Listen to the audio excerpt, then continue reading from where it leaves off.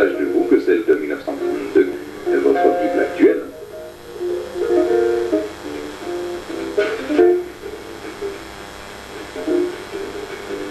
Parlons tout d'abord de cette fameuse limitation de vitesse dans les localités traversées. C'est sur elle que s'appuie principalement la règle fondamentale prudence. Ne croyez pas pourtant qu'il vous est interdit de circuler plus lentement que ne l'indique la limitation. Tenez, avez-vous déjà traversé la charmante petite ville de Copé à 60 à l'heure? Si vous êtes amateur de frissons dans le dos, ne vous en privez pas puisque c'est votre droit. Mais notez tout de même que la circulation dans l'exemple que nous vous montrons n'est pas particulièrement dense. Sans vouloir en aucun cas vous influencer, permettez-nous tout de même de vous montrer maintenant ce que cela donne à une vitesse plus adaptée aux conditions changeantes de la route et de la circulation.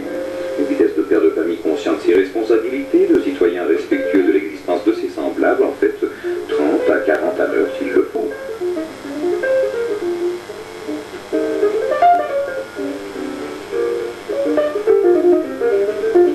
À propos de respect, n'oubliez pas le piéton, que vous êtes d'ailleurs tous à vos heures. S'il est déjà engagé sur la portion de passage qui vous fait face, soyez toujours en mesure de freiner, de vous arrêter. Le coup de chapeau est d'ailleurs facultatif. Mais dans le cas contraire, c'est le piéton qui attendra sagement. Sur nos routes, les éléments larges ne foisonnent pas encore, mais cela viendra et c'est heureux. Car cela vous permettra de mieux digérer ces fléaux de la route que sont les conducteurs vexés parce que vous osez les dépasser. Cela, c'est comme la mauvaise herbe, il y en a partout. Vous arrivez à leur hauteur et c'est le moment précis qu'ils choisissent pour peser de tout leur poids sur l'accélérateur en criant entre leurs dents « Tu ne m'auras pas !» Ces dangers publics dès 1963, accidents ou pas accidents, seront sévèrement punissables par la loi.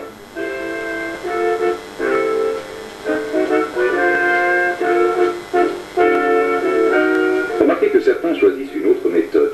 Ils musardent ou bien leur moteur n'a pas assez de nerfs. Bon, que cela ne tienne, ils circuleront au ras de la ligne médiane pour vous empêcher de les dépasser. Vous vous énerverez, vous ferez un dépassement téméraire et de nouveau, même si cela a réussi, la sueur vous coulera dans le dos et du même coup dans le dos de celui qui est en sens contraire. Ceux-là aussi seront punissables par la loi. Un véhicule longe le plus possible le bord droit de la chaussée.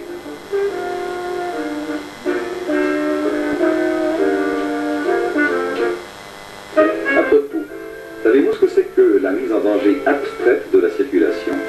Eh bien, c'est par exemple couper un virage, le prendre sur la gauche alors qu'il n'y a aucune visibilité, mais sans que par chance il ne se passe rien. Une imprudence que les nouvelles lois sanctionneront systématiquement par une amende, voire une peine d'emprisonnement. À bon entendeur, il est temps de rappeler maintenant que cette loi s'applique également aux piétons, qui ont sans doute des droits, mais aussi des obligations, particulièrement celle de circuler à gauche sur les routes sans trottoir, face au danger.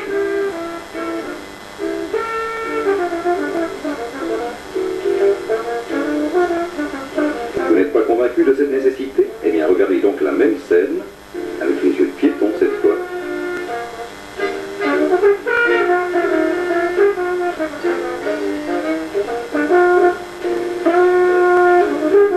Oui, bien sûr, le bon sens dicte des exceptions d'ailleurs prévues. Il est bien évident que dans le cas d'un mur, par exemple, il vaut mieux ne pas se faire aplatir et choisir l'accotement sur le côté opposé de préférence. Cela, personne ne vous le reprochera.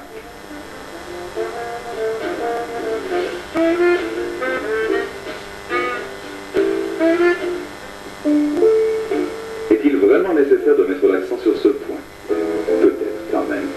Il s'agit de l'obligation pour le conducteur qui contourne un obstacle immobile d'appliquer toutes les règles concernant le dépassement. Les prises de vue que nous vous soumettons à cet instant n'ont pas été mises en scène à votre intention. Ne le croyez pas. Nous avons eu la chance de pouvoir les prendre sur le vif. Elles sont une parfaite démonstration de ce qu'il faut faire en l'occurrence. Ralentir, s'arrêter, même s'il le faut, faire fonctionner son indicateur de direction, s'assurer de la voie libre devant et derrière, laisser passer ceux qui peuvent reprendre de la vitesse plus vite, etc. Et un geste de courtoisie est toujours apprécié. Que savez-vous de la présélection? Que lorsque l'on veut se diriger à gauche, on doit emprunter la file de gauche, pintant blanc sur la route et vice-versa? Parfait. Et encore, c'est tout? Ah, n'oubliez surtout pas que la présélection sera absolument obligatoire à toute intersection de route, même si les marques ne l'indiquent pas. Et signalisez votre intention de changer. C'est à ceux qui sont derrière vous, vous venez de voir ce qu'il ne faut pas faire et qui risque de vous coûter cher en cas de verbalisation. Voici ce qu'il faut faire. Rappelons une fois encore, en cas de contravention, accident ou pas accident, vous n'échapperez pas à l'amende.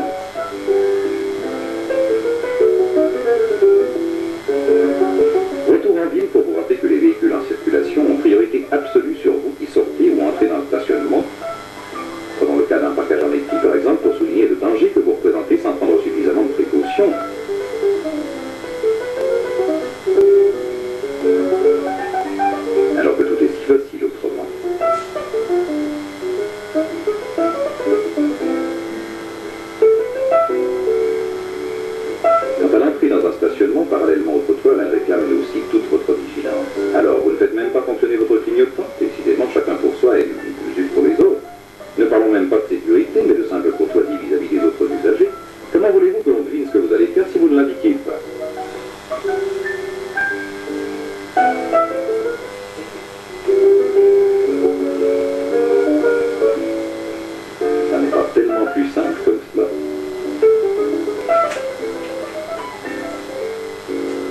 Nous voudrions pouvoir penser et espérer qu'il ne suffira pas que vous ayez été rafraîchi à votre gosier ou rendre visite à quelqu'un pour que tous les avertissements dont nous venons de vous faire bénéficier lors de votre partage soient déjà lettres mortes au moment où vous allez repartir. À toutes fins utiles toutefois, voici ce qu'il ne faut pas faire d'abord et puis ce qu'il faut faire.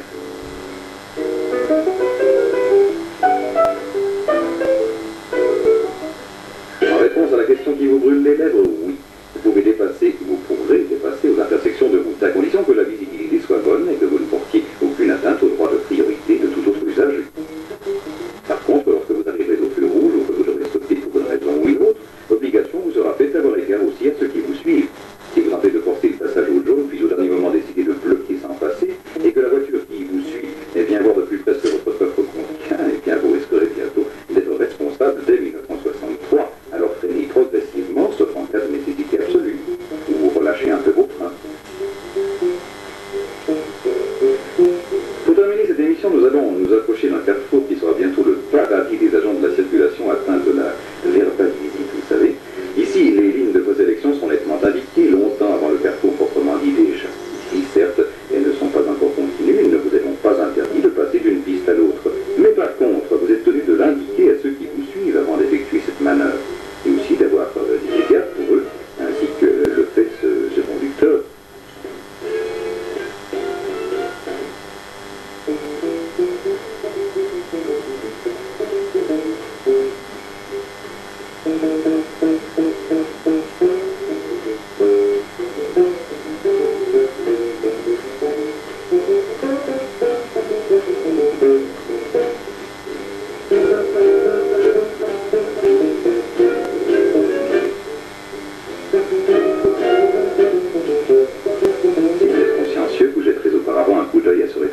Qui n'est pas seulement fait pour que madame puisse retoucher la ligne de ses lèvres, vous savez, vous pourrez même tourner la tête rapidement avant de braquer.